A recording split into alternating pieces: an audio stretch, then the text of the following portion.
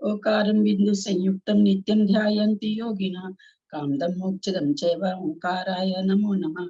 अविरल शब्द का नौका प्रक्षालित सकल भूतल कलंका मुनि रूपासी सरस्वती हरतनु दूरितम अज्ञानतिमिरान्धानां ज्ञानांजन शलाकया चक्षुरुन्मीलितं येन तस्मै श्री गुरुवे नमः।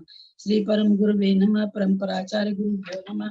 सकल कलुष विदर्शन शेषां परिवर्धकम धर्म संबंधकम भव्य जीवन प्रतिबोधकारकम पुण्य प्रकाश पापनाशिदम शास्त्रम श्री गोमरसार कर्म का जीव कांड नाम ध्येयम अस्य मूल ग्रंथ कर्तार श्री सर्वज्ञ देवास्तद उत्तर श्री गंधर देवा प्रतिगंधर देवा तेषां वचन अनुसार सद्य श्रीमत नेमिचंद्राचार्य ने विरचित शास्त्र श्रोतारः सावधानतया शृण्वन्तु। मंगलम भगवान वीरो मंगलम गौतमो गणि मंगलम कुंद कुंदादो जैन धर्मस्तु मंगलम सर्वमंगल मंगल्यम सर्वकल्याणकारकम प्रधानम सर्वधर्माणां जैनम जयतु शासनम जैनम जयतु शासनम जैनम जयतु शासनम। सरस्वती नमस्तुभ्यं वरदे कामरूपिणी विद्यारंभं करिष्यामि सिद्धिर्भवतु मे सदा। द्वादशांग जिनवानी माता की जय। परम मांगलिक ग्रंथ गोमरसार जी जीवकांड जी की जय। नेमी चंद्राचार्य की जय। मुक्तार रत्नचंद्र मुक्तार जी की जय। अढ़ाई दीप में विराजमान सभी आचार्य उपाध्याय सर्व साधु के चरणों में नमोस्तु नमोस्तु नमोस्तु। सभी आर्यका माता जी के चरणों में बंदामी बंदामी बंदामी। सभी छुल्लक के लग के चरणों में इच्छामी इच्छामी इच्छामी।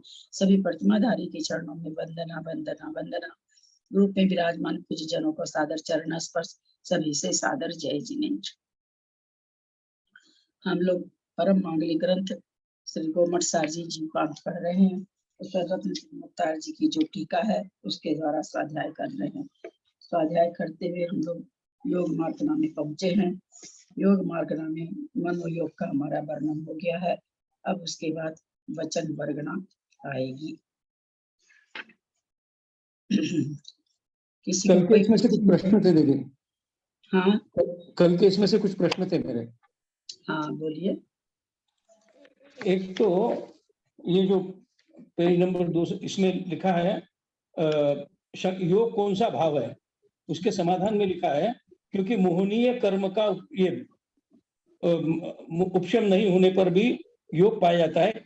वो न वह क्षयिक भाव है क्योंकि आत्म स्वरूप से रहित कर्म के क्षय से उत्पत्ति मानने में विरोध आता है। ये आत्म स्वरूप से रहित का मतलब नहीं समझा।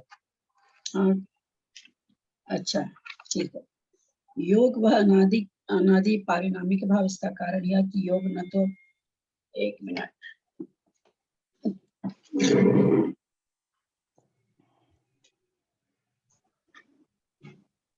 पेज नंबर क्या बताया भाई साहब? 296 नए एडिशन में।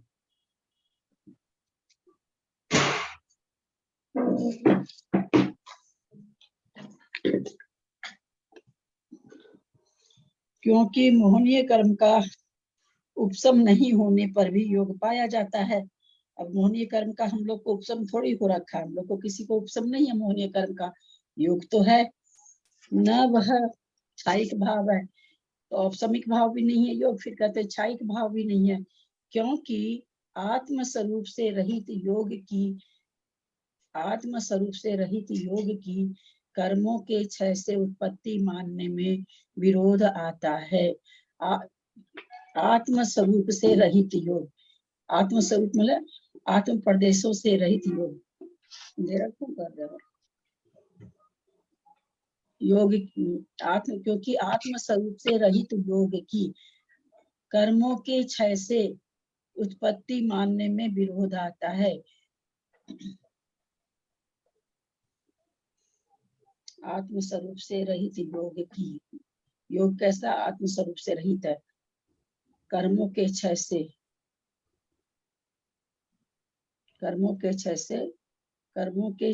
क्षयिक भाव, कर्मों के क्षय से उत्पत्ति मानने में विरोध आता है। सेंटेंस पूरा ठीक है क्या? देखिए क्या शुद्धि पत्र में तो बढ़िया से अर्थ निकल नहीं रहा है। एक मिनट। इसमें आपने कल जो पहले जो करेक्शन करवाया था वो ऐसा था कि आत्म स्वरूप से रहित कर्म के क्षय से उत्पत्ति, योग निकाल दिया था और कर्म के क्षय से करा था, योग को कर्म कर दिया था। हाँ, वही हमको लग रहा है कि इसमें कुछ अशुद्धि लग रही है हमको। तो कराया किया था क्या ठीक? हाँ, योग को काट के कर्म किया था। क्योंकि आत्म स्वरूप से रहित कर्मों के आत्मा स्वरूप से रहित कर्मों के क्षय से उत्पत्ति मानने में विरोध आता है। कर्मों के क्षय से यानी योग क्षयिक भाव, ये कहना चाह रहे ना। क्षयिक भाव कैसे नहीं है, ये यहाँ कहना चाह रहे। कुछ तो गलत है सेंटेंस में, अर्थ नहीं निकल रहा सेंटेंस से। पेज नंबर 292, हाँ है ना। एक मिनट, हाँ शुद्धि है। एक मिनट, 292, लेकिन नहीं 292 तो पंक्ति 17 नंबर पंक्ति। 17 नंबर पंक्ति में क्या भाई? 1 2 3 4 5 6 7 8 9 10 11 12 13 14 15 16 17 17 में यहाँ क्या है? क्योंकि संबंध, और यहाँ होना चाहिए क्योंकि कर्म संबंध।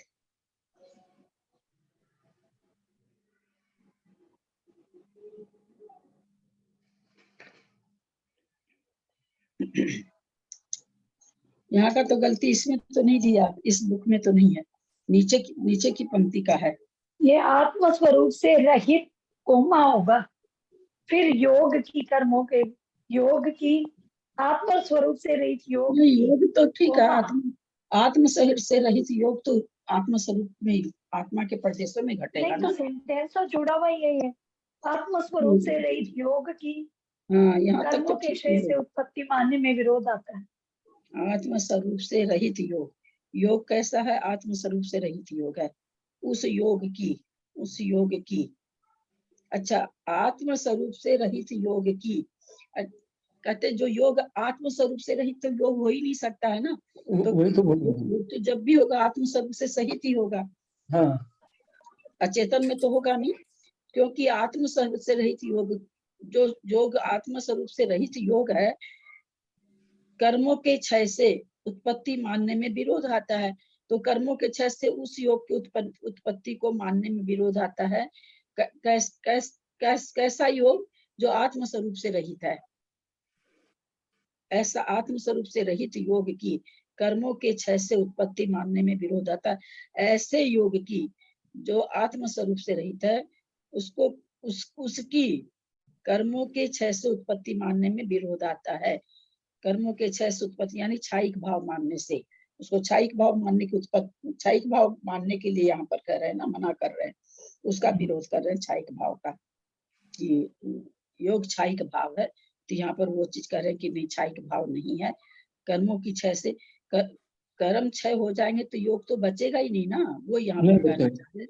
जब कर्म क्षय हो जाएंगे, आत्मा अपने स्वरूप में आ जाएगी, और अपने स्वरूप आत्मा में फिर योग घटेगा नहीं। वो यहाँ कहना चाह रहे हैं कि कर्मों के क्षय से योग की उत्पत्ति नहीं उत्पन्न हो सकती, नहीं तो फिर तो सिद्धों में भी घटाना पड़ेगा। वो यहाँ कहना चाह रहे, इसलिए इसको क्षयिक भाव, जैसे क्षय होने पर क्षयिक लब्धि मोह होती है ना, तो उसी तरह से यहाँ कहना चाह रहे कि क्षयिक भाव भी क्षयिक लब्धि के जैसे होना चाहिए। तो कह रहे हैं कि नहीं, योग अगर हम योग का ही क्षय मान लेंगे, कर्मों का क्षय मान के योग का क्षय मान लेंगे, तो फिर उसमें योग उत्पन्न नहीं हो सकता। मुझे ऐसा अर्थ निकलता हुआ प्रतीत हो रहा है। आत्म स्वरूप से रहित योग तो हो ही नहीं सकता ना। हाँ, तो वही कह रहे ना, कर्मों के क्षय होने से तो कर्म क्षय हो गए। दरअसल क्या है कि जो संसारी आत्मा उसी के योग हो रहा है, शुद्ध आत्मा के तो योग घट नहीं रहा है। जब कर्म का क्षय हो गया तो शुद्ध आत्मा हो गई। तो इसलिए करें, जब कर्मों का क्षय हो गया, ऐसी आत्मा को तो हम योग मान ही नहीं सकते हैं, इसलिए क्षयिक भाव भी योग नहीं घटता है। ऐसा मुझे लग रहा कि इस तरह से अर्थ निकल रहा, क्योंकि अशुद्धि में तो कुछ नहीं दिया है, तो इस तरह से अर्थ निकलता हुआ महसूस हो रहा है। दूसरा एक है उसके अगले पेज में असत्य मृषा मनोयोग अर्थात अनुभव मनोयोग कौन सा है, उसमें नीचे से तीसरी लाइन में समाधान के वचनों से भिन्न आमंत्रण आदि अनुभव वचन, ये आमंत्रण का क्या मतलब है? इधर आओ, हमने कल आमंत्रण दिया था ना अनुभव हाँ। वचन का। 8-10 आदमी खड़े हैं, अब हमने कहा इधर आओ, तो सत्य मतलब असत्य नहीं है, मैंने बुलाया है किसी को, इसलिए असत्य भी नहीं है। सत्य इसलिए नहीं, कुछ 10 आदमी से मैंने किसको बुलाया तो है, इसलिए सत्य मतलब सत्य असत्य से रहित है, झूठा नहीं है, मैंने बुलाया है किसी को। लेकिन मैंने किसको बुलाया ये उसमें भाव नहीं निकल रहा है, इसलिए वो असत्य ये हो गया, सत्य से रहित हो गया। तो ऐसे आमंत्रण तब बुलाना, किसी को आमंत्रित करना, इधर आओ, सुनो, ए सुनो। अब खड़े बहुत सारे आदमी, हम किसी का नाम नहीं लिए, बोले ए सुनो। कई बार अपने लोग ब्याह शादी में बहुत सारे नौकर खड़े रहते हैं, तो कई बार ऐसा मौका लगता है कि अपन उसमें से किसी का नाम नहीं लेके इधर सुनो।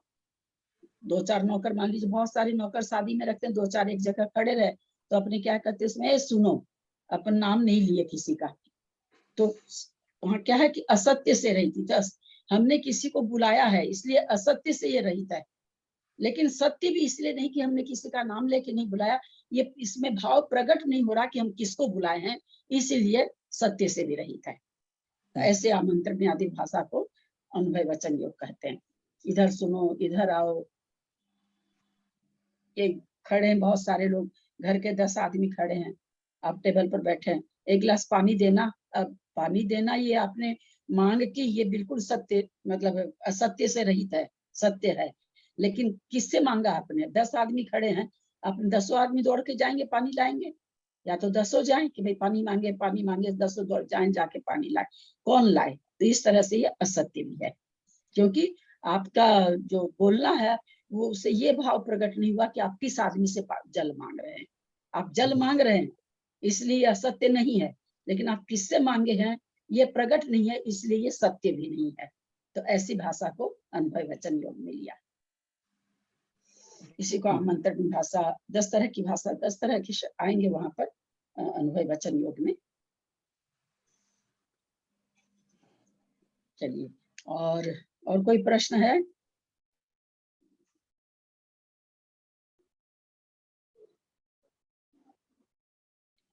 आज कुछ आए नहीं पारस बाबूजी भी, अगर आज कुछ विशेष चिंतन देना था तो उसको हम रहने देते हैं, कल करेंगे। मैं कल सारे मतलब पूरे समय चिंतन करती रही। ऐसा आया भी है लिखा हुआ कि आत्मा की शक्ति को भाव योग कहा है। जो मन वचन, इसी में आया, मन वचन काय की प्रवृत्ति कराने में निमित्त आत्मा की जो शक्ति है वह भाव योग है। तो ऐसा आया भी है। तो मेरे कल से ही चिंतन चल रहा है कि कार्य में कारण की व्यवस्था करके अगर यह कहा जा रहा हो कि जो मन वचन काय की प्रवृत्ति कराने की जो निमित्त भूत शक्ति है वो है सो भाव योग है। लेकिन उस शक्ति भाव योग कैसे हो सकती है? उस शक्ति के कारण, क्योंकि मन वच आत्मा के प्रदेश जहाँ है वहाँ मन, उस शक्ति के कारण मन में एक परिणाम आ रहे हैं, तो परिणाम के कारण परिस्पंदन हो रहा है। तो मन बंद करेंगे क्या? मन वचन काय क्या कह रहे थे? आत्मा की परिस्पंदन होने की, आत्मा की शक्ति में, आत्मा के प्रदेशों में परिस्पंदन होने की शक्ति है, और उस शक्ति के कारण मन के अंदर जो परिणाम आए वह भाव मनोयोग है।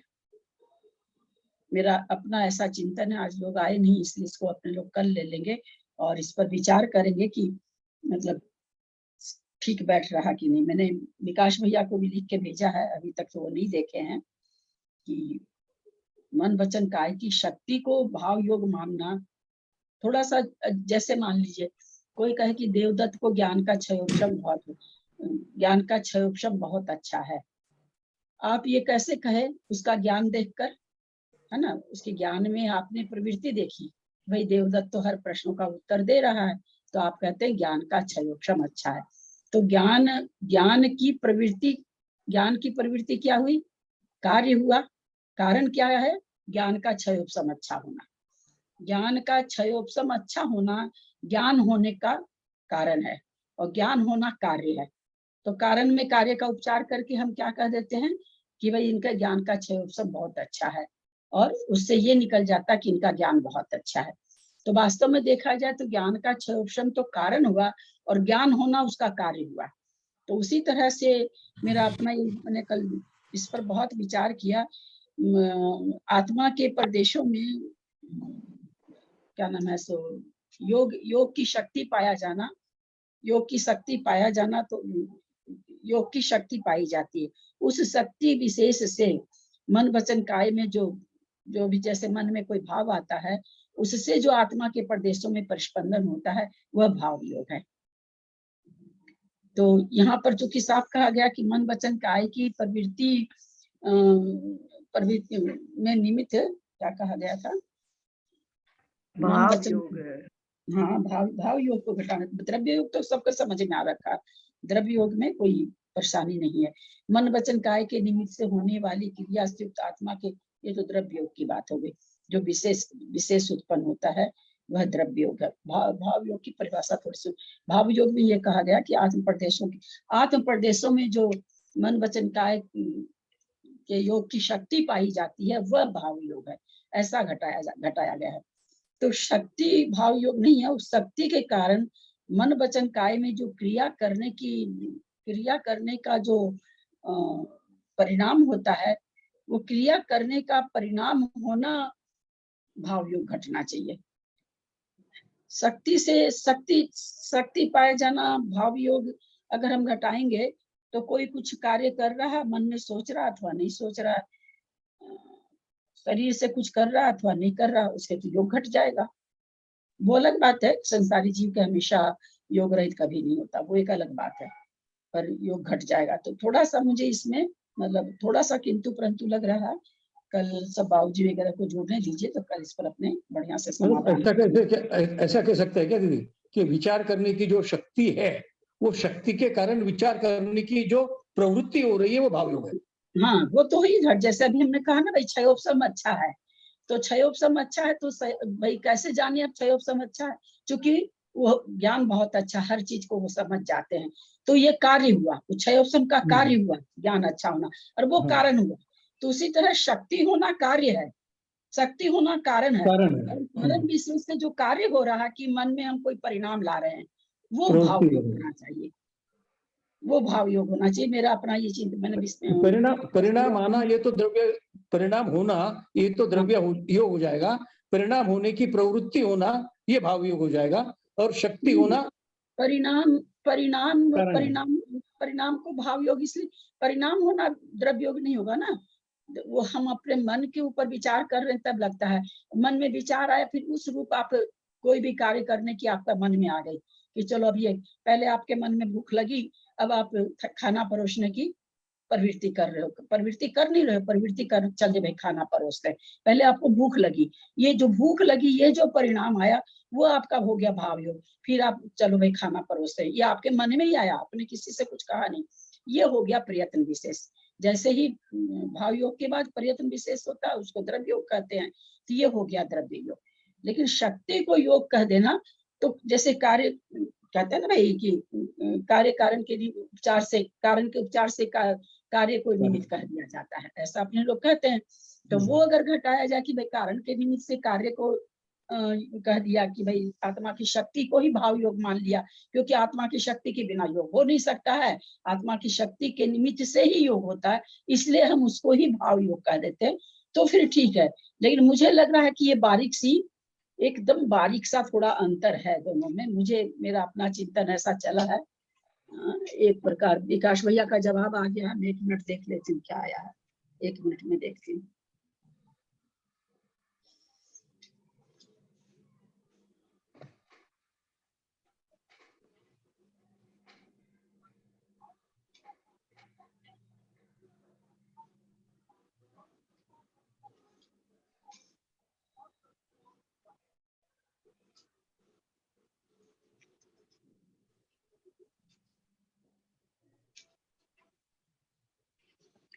उन्होंने लिखा ये एक प्रकार का अर्थ है, आचार्यों ने ऐसा अर्थ किया है, इसलिए ऐसा समझ लेना चाहिए, और कुछ नहीं लिखा उन्होंने।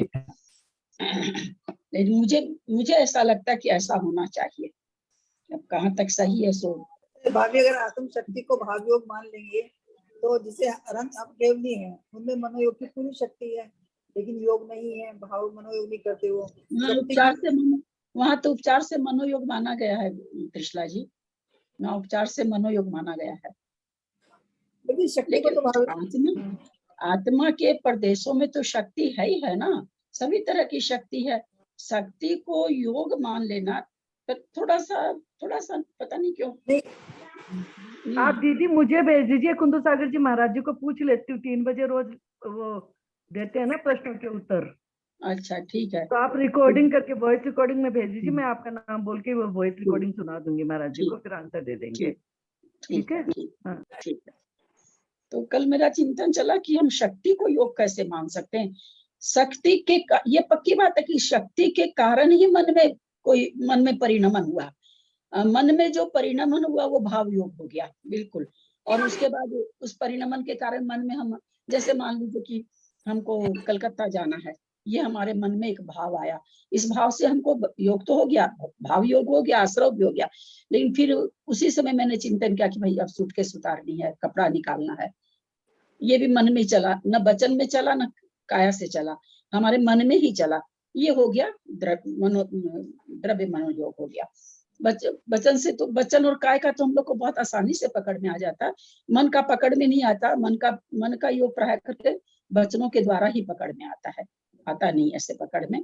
तो मुझे लगता है ऐसा होना चाहिए। हालांकि मैं और भी देखी हूँ, खोल के कोशिश मैंने की खोल के देखने की, मैं जो कह रही हूँ मुझे कहीं मिला नहीं है, पर मेरा मन स्वीकार नहीं कर रहा है कि मन वचन काय की निमित्त शक्ति को भाव योग करते हैं।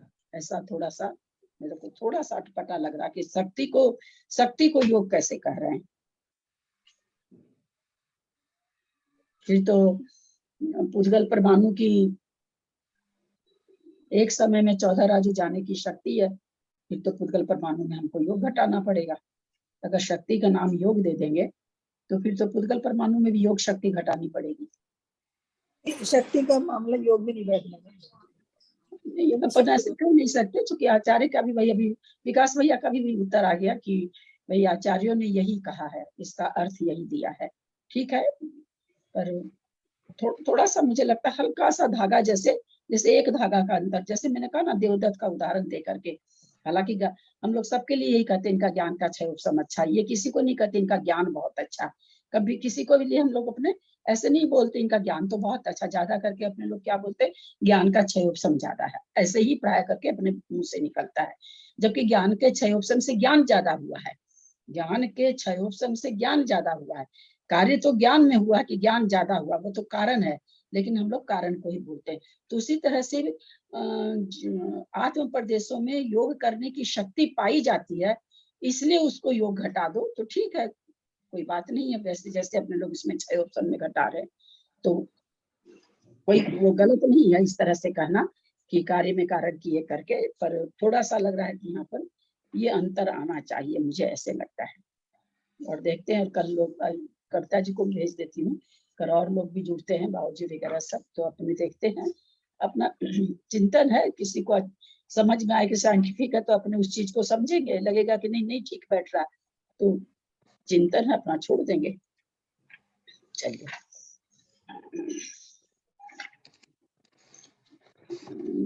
कहाँ पर थे अपने लोग, कहाँ पर थे? 220 तो पढ़ना है। अच्छा, गाथा शुरू होगी क्या? अच्छा, मंगलाचरण भी नहीं किए हैं लगता है। सरस्वती नमस्तुभ्यं वरदे कामरूपिणी विद्यारंभं करिष्यामि सिद्धिर्भवतु मे सदा।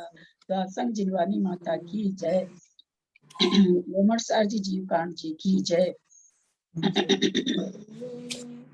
नेमिचंद्राचार्य की जय, रत्नचंद्र मुक्तार की जय। अढ़ाई दीप में विराजमान सभी आचार्य उपाध्याय सर्व साधु के चरणों में नमस्ते नमस्ते नमस्ते। सभी हारिका माता जी के चरणों में बंदा में बंदा में बंदा, इसलिए चुलक अलग चिलिका के चरणों में इच्छा में इच्छा में, सभी प्रतिमाधारी के चरणों में वंदना, सभी से सादर जय जिन्हें। गाथा नंबर 220। सिद्धम सुगम मंगलाचरण दीदी। जिनिंदवर्णे चंद्रमकलंकम गुणरयन भूषणोदयम जीवस परुवनम वोचम। दस बिय सच्चे वैने जो जोगो सोदु सच बची योगो, बची जोगो तब विवरियो मोसो, जानु भयम सच मोसोती। दस बिय सच्चे बहने जो जोगो सोदु सच बची जोगो, तब विवरियो मोसो, जानु भयम सच मोसोती। जो नेव सच मोसो सो जान सच मोस बची जोगो, अमनानम जा भाषा सन्नी नामनंती, सन्नी नामम तनी आदि। जो नेव सच मोसो सो जान सच मोस बची जोगो, अमनानम जा भाषा सन्नी नामंत मंतनी आदि। आमंत्रित सन्नी नामंतनी आदि। चाहता का उच्चारण करें सरिता जी, सभी में भी आपको किए हुए।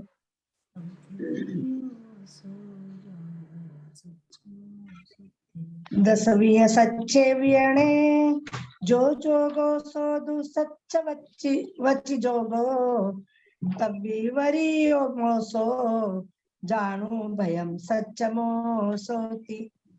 नेमीचंद भाई साहब करेंगे गाथा का उच्चारण 221।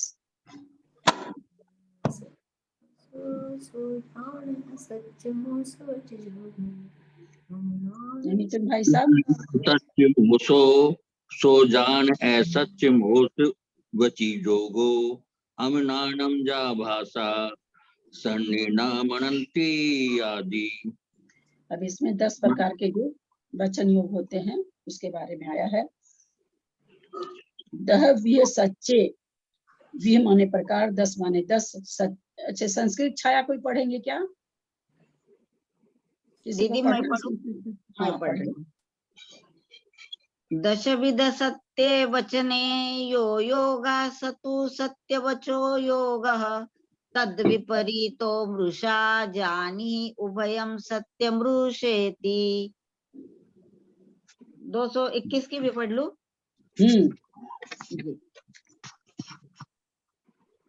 यो नैव सत्य मृषा स जानीय सत्य मृषा वचो योगः, अमनसाम या भाषा संगी नामा मंत्रण्यादिः। 10 बिय सच्चे, 10 माने 10, बिय माने प्रकार, सच्चे माने 10 प्रकार के वचन योग होते हैं। सच्चे वैने जो जोगो, सत्य वचन में जो योग होता है, सोदु सच वच योगो, उसको सत्य वचन योग समझो। तब विवरियो, उससे उल्टा मोसो, मिर्सा वचन योग जाने, जानू माने जाने, उभयम जान, उभयम जानो, उभयम माने उभय, सच मोस्तोति, तीसरा क्या है? सत्य, उभय वचन है जो सत्य भी है और मिर्सा भी है। दोनों वचन योग जिसमें दोनों भाव पाए जाते हैं वो उभय है। जो नेव सच मोसो, जो नेव माने नहीं है, जो सत्य भी नहीं है, मोसो और असत्य भी नहीं है। जो नेव सच मोसो, जो सत्य भी नहीं है और असत्य भी नहीं है, सो जान, उसको जानो, असत्य मोस बची योगो, उसको असत्य मृषा योग वचन योग जानो। असत्य मोसो, असत्य मृषा वचन योग जानो। अमनानम जा भाषा सन्नी ना अमंतनी आदि। अमनानम, अमनानम, अमनानम माने असंगियों की, जा भाषा माने जो भाषा है, असंगी की जो भाषा है, और सन्नी ना और सनियों, संगियों में, संगी जीवों में, आमंत्रणी आदि, आमंत्रणी आदि जो भाषा है वह अनुभय वचन योग है। एक बार अर्थ फिर से करते हैं। 10 भी सच्चे, 10 भी माने 10 प्रकार का वचन योग है। सच्चे बहने जो जोगो, सत्य वचन से जो का जो जोग है, जो सो दू सच वच योगो, वह तो सो दू, वह तो सत्य वचन योग है। सो माने वह, दू माने तो। तब विवेरियो, तब माने तत् विवेरियो, उससे उल्टा, मोसो मृषा वचन योग है। जान माने जानो, उभयम सत्य मोसोती, एक उभय वचन योग है जो सत्य और असत्य दोनों का मिला करके उभयम वचन, उभय वचन मानो उभय वचन योग है। जो नेव सत्य मोसो, जो माने जो, न माने नहीं, ए माने भी, जो सत्य सत्य भी नहीं है और मोसो माने असत्य भी नहीं है। सो माने उसको, जान माने जानो, असत्य मोस बची योगो, असत्य मृषा वचन योग जानो। अमनानम, अमनानम, अमनानम नहीं होगा, अमनानम, अमनानम जा भाषा, असंग मनामन मन से रहित की जो भाषा है। और क्या कह रहे हैं, सन्नी ना संगियों की, आमंत्रणी, आमंत्रणी आदि भाषा, वो क्या है, अनुभय वचन योग है, असत्य मोस वचन योग है। ये करें, वाचन करें। दीदी ये 220 में जो ती आया है उसमें जोर के कारण तो वैसे और छोटी मात्रा है, तो कैसे बोलेंगे? हाँ 220 नंबर गाथा में जो सच मौसो ती आया ना, ती तो ती पर जोर भी है और छोटी मात्रा भी है, तो कैसे बोलेंगे? डबल डबल है इसलिए जोर लगेगा। तब विवेरियो मोसो जानो, सच हम मोसो देगा खाना नहीं भाभी हम दे रहे तुम लोग। चलिए वाचना करिए, अंधेरा हो रहा, खड़े हो जाते हैं। मैं पढ़ रही हूँ। पता नहीं, 1 घंटा। 10 प्रकार के सत्य वचन में जो योग होता है वह सत्य वचन योग है। इससे विपरीत योग मृषा वचन योग है। सत्य मृषा वचन योग उभय वचन योग है। जो वचन न तो सत्य रूप है और न मृषाई हो, वह असत्य मृषा वचन योग है। असंख्य जीवों की भाषा और संगी जीवों में जो आमंत्रणी आदि भाषा है वह अनुभय भाषा है। विशेषार्थ, वचि जोगो चौविभो चौविहो, सच्च वचि जोगो मोस वचि जोगो, सच्च मोस वचि जोगो, असच्च मोस वचि जोगो चेदी। नवला पुस्तक 1 पृष्ठ 286। वचन योग 4 प्रकार का है, सत्य वचन योग, असत्य वचन योग, उभय वचन योग और अनुभय वचन योग। सामान्य वचन योग और अनुभय वचन योग द्विइंद्रिय जीव से लेकर सहयोग 13वें गुण स्थान तक होता है।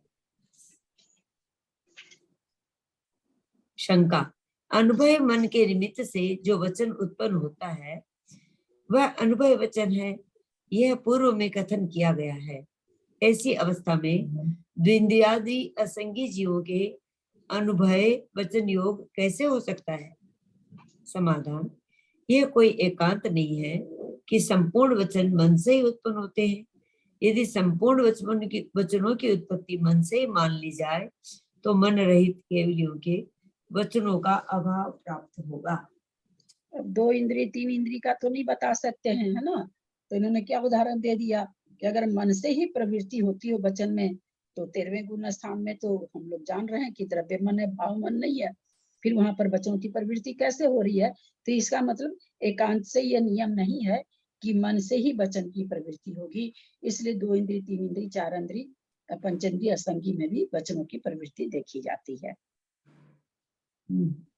शंका, विकलेंद्रिय जीवों के मन के बिना ज्ञान की उत्पत्ति नहीं हो सकती और ज्ञान के बिना वचनों की प्रवृत्ति नहीं हो सकती है। समाधान, ऐसा नहीं है, क्योंकि मन से ही ज्ञान की उत्पत्ति है, यह कोई एकांत नहीं है। यदि मन से ही ज्ञान की उत्पत्ति होती है, यह एकांत से मान लिया जाता है, तो शेष इंद्रियों से ज्ञान की उत्पत्ति नहीं हो सकती, क्योंकि संपूर्ण ज्ञान की उत्पत्ति मन से मानते हो अथवा मन से समुत्पन्न स्वरूप समुत्पन्नत्व रूप धर्म इंद्रियों में रह भी तो नहीं सकता, अथवा मन से समुत्व रूप धर्म इंद्रियों में रह भी तो नहीं सकता, क्योंकि दृष्ट, श्रुत और अनुभूत को विषय करने वाले मानस ज्ञान का दूसरी जगह मानने में विरोध आता है। यदि मन को चक्षु आदि इंद्रियों का सहकारी कारण माना जाए तो भी नहीं बनता, क्योंकि प्रयत्न सहित आत्मा के सहकार की अपेक्षा रखने वाली इंद्रियों से इंद्रिय ज्ञान की उत्पत्ति पाई जाती है। क्या कहना चाह रहे हैं? क्योंकि वो ऊपर से कह रहे हैं कि उनको मन नहीं है, तो मन के बिना तो ज्ञान को मान ही नहीं सकते। ज्ञान की क्षमता जो होती है मन के कारण ही होती है। तो ये कहते हैं ऐसा एकांत नियम नहीं है, मन से ही ज्ञान की उत्पत्ति होती है। एकांत मान लिया जाता है तो शेष इंद्रियों से ज्ञान की उत्पत्ति नहीं हो सकेगी। अब हम कान से सुनते हैं तो हमको शब्दों का ज्ञान होता है ना। स्पर्श से कोई चीज स्पर्श होती है तो हमको ठंडे गर्म का भाव। मन से हम ठंडे गर्म को जान पाएंगे क्या? जान ही नहीं पाते हैं। मन से शब्दों को, सुने हुए शब्दों को मन से जान लेंगे कि भाई तत्वार सूत्र का वाचना हो रही है, यहाँ पर भक्तामर का पाठ हो रहा है। सुन करके मन के द्वारा तो ये विशेष ज्ञान की उत्पत्ति हो जाएगी, जो कि 2 इंद्री, 3 इंद्री, 4 इंद्री के सामने अगर आप कुछ भी बजाइए तो वो ये भेद नहीं कर पाएंगे, क्योंकि कर्ण इंद्री तो उनके भी हो रही है, लेकिन असंगी है। असंगी एक 5 इंद्री है, लेकिन वो ये डिफाइन नहीं कर पाएंगे कि यहाँ पर तत्वार सूत्र हो रहा है कि क्या हो रहा है। तो वो एक अलग बात है। लेकिन कर्ण इंद्री है तो वो सुन तो वो भी रहे हैं। तो शेष इंद्रियों के ज्ञान की उत्पत्ति नहीं हो सकेगी, क्योंकि संपूर्ण ज्ञान की उत्पत्ति मन से मान रहे हैं कि मन ही सारे ज्ञान की उत्पत्ति करता है। तो फिर बाकी इंद्रियों से तो ज्ञान मानना ही नहीं चाहिए। अथवा मन से समुत्पन्न स्वरूप, नहीं समुत्पन्न, एक मिनट, स्वरूप नहीं है दीदी वहाँ। समुत्पन्नत्व रूप है। समुत्पन्नत्व रूप कहाँ गया? धर्म। अथवा मन से समुत्पन्नत्व रूप धर्म इंद्रियों में रह भी तो नहीं सकता। मन में जो समुत्पत्ति जिसकी हुई है, उत्पत्ति हुई है, ऐसा जो धर्म है मन का जो धर्म है चिंतन करने का, वो तो इंद्रियों में आ भी नहीं सकता ना। इंद्रियां कभी भी चिंतन कर ही नहीं सकती। मन का जो समुत्पन्न रूप है, उसका धर्म जो है कि भाई चिंतन करने का, किसी भी चीज का विशेष ज्ञान करने का, वो तो इंद्रियों में रह ही नहीं सकता है। क्योंकि इष्ट श्रुत अनुभूत विषय को करने वाला मानस ज्ञान दूसरी जगह दृष्ट, इष्ट, हाँ इष्ट ही बोले हैं। दृष्ट है, दृष्ट अच्छा, हाँ दृष्ट है। दृष्ट है, चश्मा लगाते नहीं है, दिखता है। दृष्ट श्रुत अनुभूत विषय को करने वाला मानस ज्ञान। तो क्या कह रहे हैं कि श्रुत माने सुना हुआ, दृष्ट माने देखा हुआ, अनुभूत माने अनुभव किया हुआ। आंखों से हम कोई चीज देख ले, मन नहीं हो तो हमको तो नहीं पता चलेगा, विशेष ज्ञान नहीं हो पाएगा। देख लेंगे अलग बात है, दिख जाएगा अलग बात है।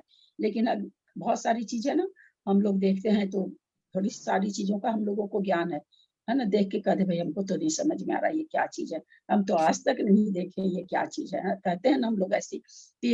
तो कह रहे हैं कि भाई देखी हुई वस्तु को, सुनी हुई वस्तु को, अनुभव की हुई वस्तु को ज्ञान का दूसरी जगह विषय करने वाले मानस ज्ञान का दूसरी जगह मानने में विरोध आता है।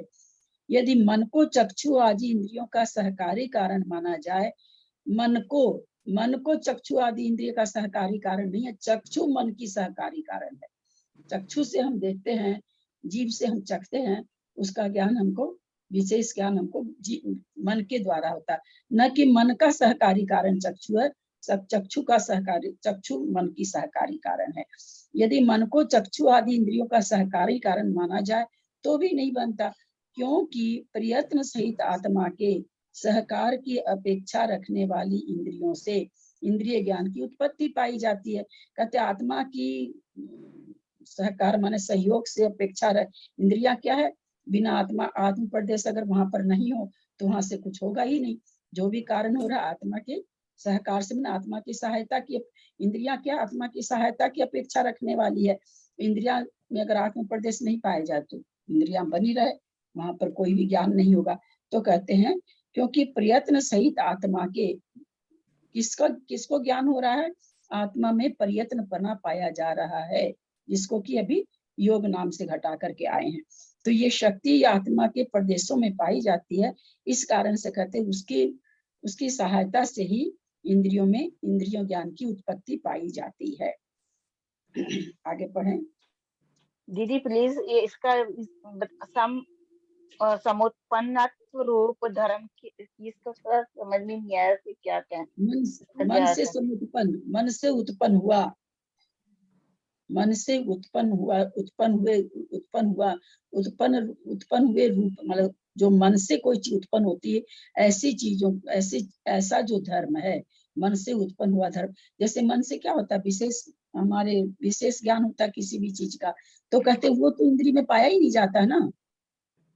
इंद्री में जैसे मान लीजिए कि हम सामने वस्तु रखी, हम देख रहे हैं काला है, लेकिन वो काला, ये हमारा मन जानता है कि अरे ये उतना बढ़िया काला नहीं है, वो ये एक थोड़ा कम काला है, ये एक तो जो बढ़िया खूब काला होता है वो दूसरा होता है। ये हमारी आंख नहीं बताती है।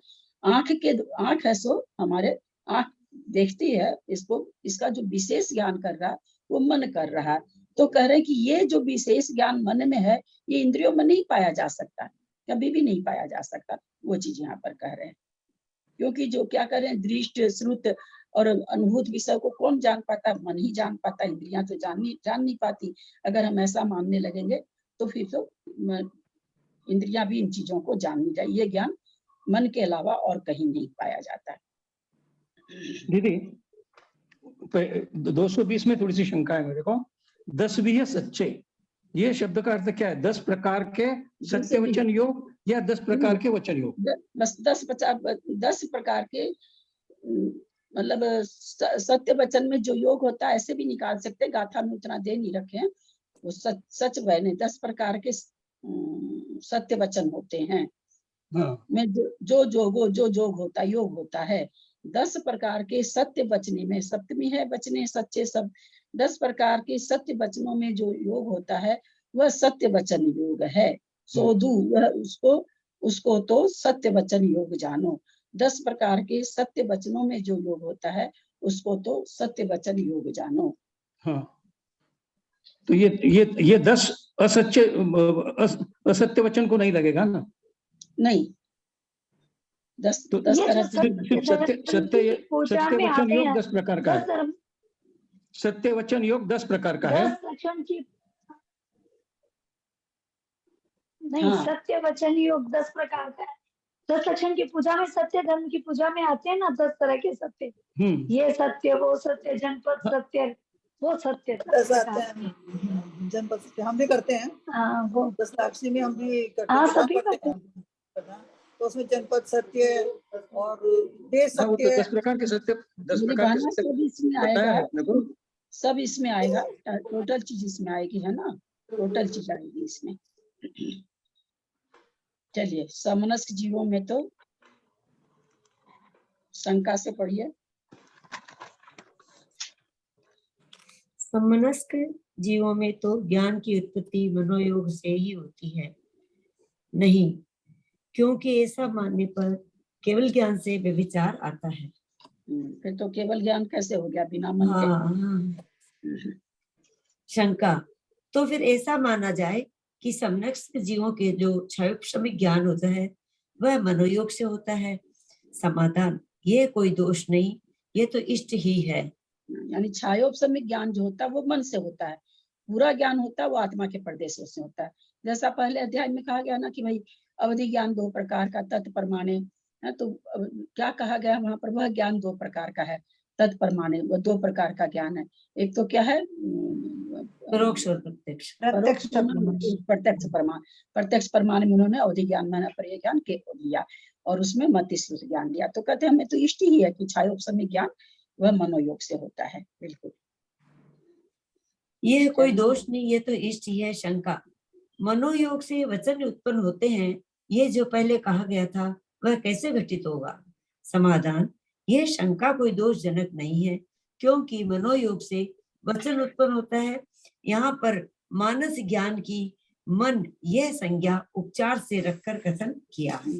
मन में जो ज्ञान हुआ उसी को कह रहे हैं कि मानस ज्ञान को ही यहाँ पर उपचार से मन कह दिया गया। वास्तव में तो उसमें ज्ञान है, उसकी बात हो रही है, लेकिन उसको मन कह दिया गया। शंका कर रहे हैं, विकलेंद्रियों के वचनों में अन्वयपना कैसे आ सकता है?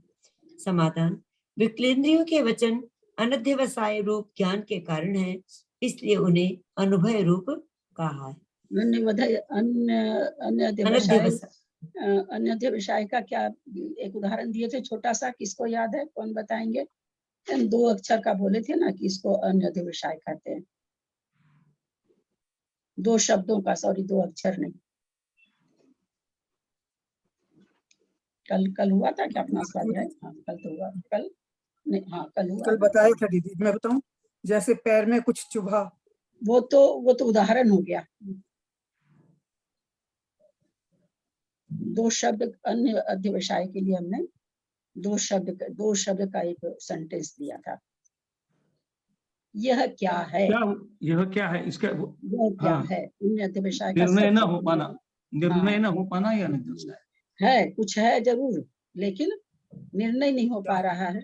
जैसे हमने कहा ना कि अभी अनुभव वचन के लिए कहा कि भाई 4-5 नौकर खड़े हैं, आप कहते हैं इधर आओ, तो ये सत्य तो है बिल्कुल है, असत्य से रहित है, लेकिन इधर आओ ये सत्य से रहित है कि किसको बुलाया।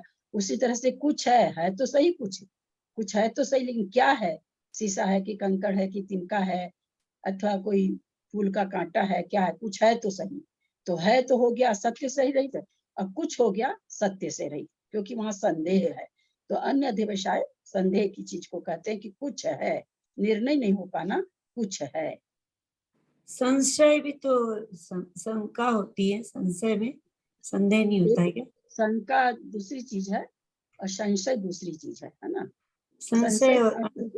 संशय जैसे अपने लोग कहते हैं भाई हमको समझ में नहीं आ रही, थोड़ी शंका हो रही है ना, तो वहां पर एक प्रकार से आप समझ नहीं पा रहे हैं, है ना, जिज्ञासा हो रही है, एक शंका हो रही कि भाई जो हमारे मान लीजिए जैसे यह क्या है, हमारे जो पैर में चुभा, वह क्या चुभा पता नहीं, शीशा टूटा हुआ रखा था कि तिनका था या कुछ है। तो यहाँ संदेह उस टाइप का है कि कौन सी वस्तु है, ऐसा संशय होना।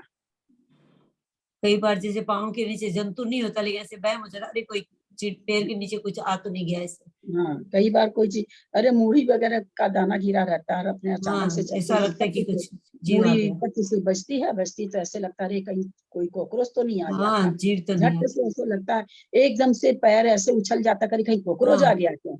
तो वो तो चलो अपने को दिख गया तो अपने कह लिए कि नहीं है, अपनी शंका का, लेकिन एक बार तो मन में आए ना, अरे कहीं कॉकरोच तो नहीं है। तो उसी तरह से पैर में जैसे भी गड़ा, अरे कोई शीशा तो नहीं है, क्या है, कुछ है तो सही, शीशा तो नहीं है। तो वहां पर शंका में कुछ होने की संभावना है, और जहाँ शंका होती है ना वहां पूरी शंका हो जाती है, वहां निर्णयात्मक चीज कुछ रही नहीं जाती है। दोनों संशय में बोलते हैं जैसे सांप है कि रस्सी है, उदाहरण देते हैं ना कि सांप है कि रस्सी है, पता नहीं चल रहा है, तो इसमें उसमें क्या अंतर हुआ? अनध्यवसाय में और संशय में क्या अंतर हुआ? अनध्यवसाय में ये वो जहाँ जिस तरह का उदाहरण लगाना रहता है ना, वहाँ उस तरह का उदाहरण दे देते हैं, वहां पर भी हो जाएगा। पढ़िए रात के अंधेरे में, अब आप चल के जा रहे, ये क्या है, लेकिन ये क्या है कि आगे आपने क्या सोच लिया, भाई कहीं ऐसा तो नहीं कि ये सांप है कि कोई रस्सी रखी है, क्योंकि उस तरह का स्वरूप आप देख रहे हैं तो आप ये सोच रहे हैं, लेकिन एक बार देख के तो आपके मन में क्या आएगा, अरे ये क्या है ना। तो यहाँ पर इसका सबसे अच्छा उदाहरण यह क्या है, अन्य अध्यवसाय का ये सबसे बढ़िया उदाहरण है, ये क्या है। दीदी संशय और शंका में ये फर्क हो जाएगा ना, संशय में कुछ तो है, ये संशय हो गया, और कुछ है या नहीं है ये शंका हो गई। शंका हो गई, और कई बार शंका निराधार होती है, जबकि संशय निराधार नहीं होता, शंका निराधार भी होती है बहुत बार। शंका अनध्यवसाय में ये भी तो होता है कि जिसे ना कि ये क्या है, मतलब जैसे चल रहे हैं कि कांटा चुभा, कुछ भी हो, मतलब देखने का प्रयत्न ना करना, कुछ भी हो, वो अलग चीज हो गया, वो क्रिया यहाँ पर नहीं घटाई जा रही अभी, वो आगे का स्टेप इसमें मत घुसाइए, कंफ्यूज आप भी होंगे और लोग भी होंगे। वो यहाँ पर इसके बाद ये लिखा ही नहीं गया कि वो पैर उठा के देखता है शीशा है कि तिनका है कि क्या है, ये चीज इसमें आई नहीं रही है। फिर तो अन्य अध्यवसाय रह ही नहीं जाएगा ना, इसलिए उसकी तो यहाँ पर बात ही नहीं, फिर तो वो सत्य वचन योग मनोयोग जिसमें भी वो उसमें आ जाएगा, तो उसकी बात तो यहाँ पर घट नहीं रही, यहाँ तो अनुभव की बात घट रही है। अनुभव तो अनुभव रूपी रहेगा ना, उसको फिर सत्य असत्य में नहीं ले जाना है। अनध्यवसाय की बात कर रही थी, अनध्यवसाय की बात कर रही थी। हाँ अनुभव की बात नहीं, अनुभव की बात नहीं कर रही थी मैं, अनद्य विषय की बात कर रही थी। हाँ, अनद्य, अन्य हाँ। अध्यवसाय को तो अनुभव में घटाया है, अन्य अध्यवसाय को ही अनुभव घटाया है। इसीलिए कह रहे हैं कि जब आप पैर उठा के देख लो कि अरे चुभने वाला तो शीशा है, तो वहां तो सत्य प्रवृत्ति हो गई ना। तो वो कह रहे हैं आगे की प्रवृत्ति इसमें नहीं देखनी, बस यह क्या है, इसी को अन्य यहीं तक अध्यवसाय, अनवध्यवसाय होगा। ठीक। बस इसी को अन्य अध्यवसाय कहते हैं। शंका, विकलेंद्रियों के वचनों में ध्वनि विषयक अध्यवसाय अर्थात निश्चय तो पाया जाता है, फिर उन्हें अनध्यवसाय का कारण क्यों कहा जाता है?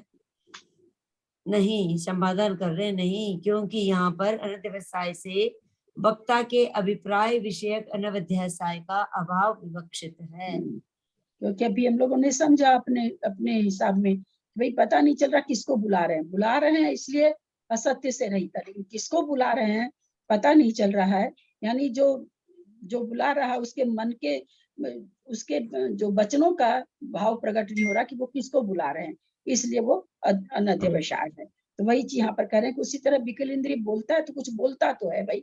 अब उसकी जाति का जानवर तो जरूर पक्षी जरूर समझ जाएगा, हम नहीं समझ पाते, तो बोल तो रहा है इसलिए असत्य से रहित है, लेकिन वो क्या बोल रहा है ये हम नहीं समझ पा रहे हैं, तो इसलिए उसकी भाषा को अनुभव भाषा कह दी गई। दीदी अध्यवसाय की डेफिनेशन और अनध्यवसाय की डेफिनेशन में क्या डिफरेंस होगा? अध्यवसाय में तो ये वस्तु है, यह क्या है, वहां शंका है, यहाँ पर ये चीज है, ये तो सांप है, अध्यवसाय हो गया। अच्छा, ये तो हिल रहा है भाई, ये तो सांप ही है, ये तो हिल रहा है। सत्य वचन योग संगी मिथ्या दृष्टि से लेकर अध्यवसाय एक ऐसा शब्द है जो बहुत तरह की मीनिंग निकालता है। एक निकालता है कि भाई हमेशा कार्य में लगे रहना, योग्यता होना, हमेशा तो आपने कार्य बताया करने था की पंचपरावर्तन, योग्यता होना, इसका ये भी बहुत अच्छा मीनिंग है। तो जहाँ पर जिस तरह का मीनिंग लगता है वहां पर इस तरह का मीनिंग लग जाता है, शब्दों के मीनिंग अलग अलग होने से। सत्य वचन योग संगी मिथ्या दृष्टि से लेकर सहयोग केवली गुण स्थान तक होता है। 10 ही प्रकार के सत्य वचनों के उपयुक्त 13 गुण स्थानों में पाए जाने में कोई विरोध नहीं आता है, इसलिए उनमें 10 प्रकार के सत्य वचन होते हैं। मृषा वचन योग और सत्य मृषा वचन योग संगी मिथ्या दृष्टि से लेकर क्षीण कसाय वीतराग छद्मस्त गुण स्थान तक पाए जाते हैं। देखिए 12वें गुण स्थान तक सत्य वचन योग घटा रहे हैं, और उभय वचन, उभय तो चलो अनुभय से क्या नाम है, सो मिश्रा से अनुभय अच्छा है, अनुभय से उभय अच्छा है, मिश्रा से अनुभय अच्छा है, अनुभय से उभय अच्छा है। तो उभय तो चलो ठीक है, लेकिन मिश्रा वचन योग, और हम लोग कई लोगों के मुंह से सुनेंगे, चाहे कुछ हो जाओ हम तो कभी झूठ बोलते ही नहीं। ऐसे बोलने वाले समाज में इतने आदमी मिलते हैं, और अन्य मत वाले तो बोलते हैं, तो मुझे चल वही ठीक है, वहां पर तो ये बात नहीं है कि सत्य वचन योग मनोवचन ये सब है नहीं।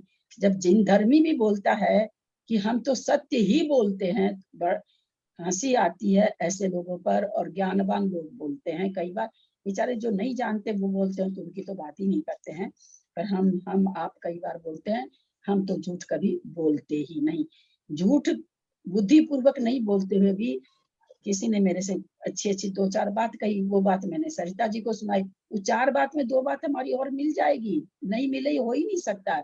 सेम वैसा का वैसा, हम कोई जानबूझ के झूठ नहीं बोल रहे हैं कि हमको बढ़ा चढ़ा के ऐसे, लेकिन वो है क्योंकि सेम टू सेम वाक्य हम बोल ही नहीं सकते हैं, कोई नहीं बोल सकता है। उसको बताने बैठेगा, हाँ भैया आज उनसे मिले थे, ऐसे ऐसे बात हुई है, उसमें 2-4 शब्द अपने मिल ही जाएंगे। लेकिन कई लोग एकदम जिसको कहते हैं वो कौन सी होती मोहर, सरकारी मोहर के हिसाब से बोलते कि मैं तो सत्य के अलावा झूठ बोलता ही नहीं कभी। तो यहाँ तो 12वें गुण स्थान वर्ती को भी मृषा योगी बता रहे हैं। शंका, जिसकी कषाय क्षीण हो गई ऐसे जीव के वचन असत्य कैसे हो सकते हैं?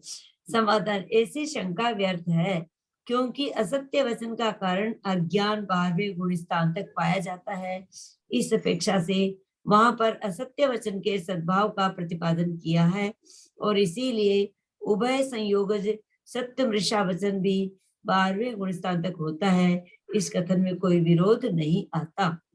शंका। क्योंकि उन पर वचन ऐसा गुप्ती नहीं का कि जैसे झूठ लोग झूठ बोलते हैं वैसे भगवान वैसे उनके मन में, क्योंकि वहां पर केवल ज्ञान के हिसाब से, केवल ज्ञान क्या कि सारी वस्तु प्रत्यक्ष दिखती है ना। और जब तक केवल ज्ञान नहीं तो सारी वस्तु प्रत्यक्ष तो दिखती नहीं है। तो जो वस्तु प्रत्यक्ष नहीं दिख रही है इसी कारण मौन हो जाते हैं जब तक केवल ज्ञान नहीं होता। केवल ज्ञान के बाद वैसे नहीं बोलते हैं, दिव्य ध्वनि कीर्ति है। यानी जैसे ही तीर्थंकर दीक्षा लेते हैं समझ लीजिए उसके बाद वे दुनिया मतलब उनका मोक्ष ही हो जाता, मौन मौन में मोक्ष हो जाता है। दिव्य ध्वनि भी तो आज 4 जैसे दीक्षाएं हुई है कलकत्ता में ललिता जी। हाँ देखे ना, पूरा देखे तो क्या नाम है सो क्या करना चाहते 12वें गुण स्थान तक, क्योंकि उनको परोक्ष रूप दीक्षा से लेने का परोक्ष रूप से उनको सारा ज्ञान है, इसलिए मृषा योग हटा दिया गया और वहां पर वैसे कोई मृषा योग नहीं पाया जाता है। वचन गुप्ती का पूरी तरह से पालन करने वाले कषाय रहित जीवों के वचन योग कैसे संभव है? समाधान नहीं, क्योंकि कषाय रहित जीवों में अंतर्जल्प के पाए जाने में विरोध नहीं आता। अंतर्जल्प 11वें गुण स्थान में है, बाहरी जल्प तो है नहीं, बाहर से तो किसी से बात करनी नहीं है, पर अंदर में उनको कोई भी तरह का कुछ चल रहा है, जितना भी उनको ज्ञान झलक रहा है, जितना भी उनको हो रहा है उसमें कोई उनको अंदर चलता होगा जल्प भाई। अब तो वो सिचुएशन कभी पाए भी होंगे, उपसम श्रेणी कभी चढ़े भी होंगे, तो हुआ भी होगा, तो कुछ याद नहीं। अपने को क्या याद नहीं, 11वें गुण स्थान से कोई मुनि अगर गिर के नीचे आता तो उसको ये थोड़ी मालूम होता कि हम 11वें गुण स्थान में चले गए थे, बिल्कुल नहीं मालूम होता। तो दूसरी पर्याय में तो याद ही क्या रहेगा। तो अंतर्जल उस समय पाया जाता है, अंतर्जल तो चल ही रहा है ना। मतलब क्या था? अंतर्जल का मतलब मन में मतलब बातें चलना, वचन रूप से नहीं चलना, काय रूप से नहीं चलना। अब तो समय हो गया, 2:03 हो गया। गाथा का उच्चारण खाली कर लेते हैं। जनवद सम्मदि ठवणा नामेरुवे पडुच बवहारे संभावने भावे उवमाए दस विहम सच्चम।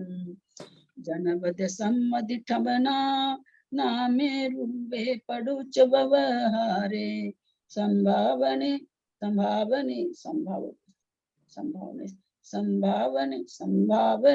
भावे उवमाए 10 विहम सच्चम। 2 पंक्ति में 10 प्रकार का सत्य बता दिए, बताइए।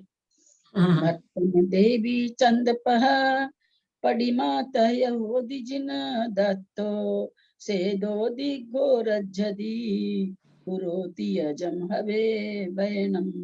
भक्तम देवी चंद, अब इसमें पहले तो नाम बता दिया, अब इसमें उदाहरण दे दिया।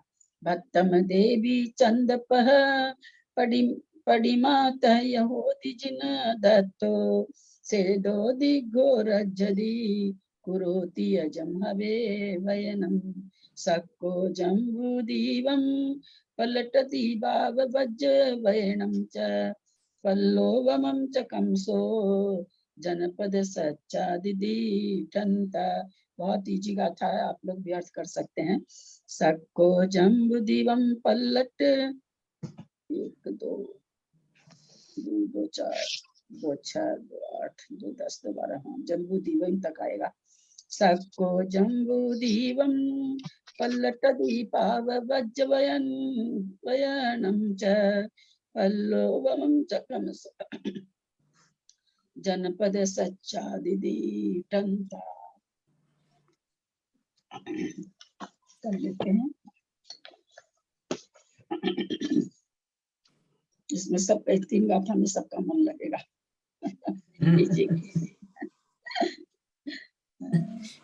कल अपने लोग आज जो हमने थोड़ा सा चिंतन दिया, आप लोग भी कोशिश करिएगा करने का, और हम ये कविता जी को भी भेज देते हैं, महाराज जी से थोड़ा पूछेंगी।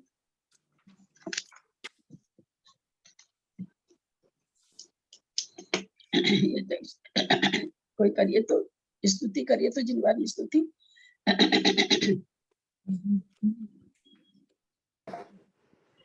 हिमाचल तैनिक सी गुरु गौतम के मुख कुंड डरिय। हे महाचल वेद चली जग की जड़ करी है। जाने पायो निधि माहिरली बहु बंगु तरंगन सो चुरी है। तासुची शारद गंगु नदीपति में अंजूरी कवि सी सुधरी है। या जग मंदिर में अनिवार अज्ञान अंधेरे छयो अति भारी। जिन्हें किरणी दीप से खासन जो नहीं होते प्रकाशन हारी। तो किससे भांति पदार्थ पाती कहाँ लहते रहते अविचारी। क्या विधि संत कहे धन है जिन गहन बड़े उपकारी। जावानी के ज्ञान से सुझे लोकालोक सो वाणी मस्तक नमो सदा दे।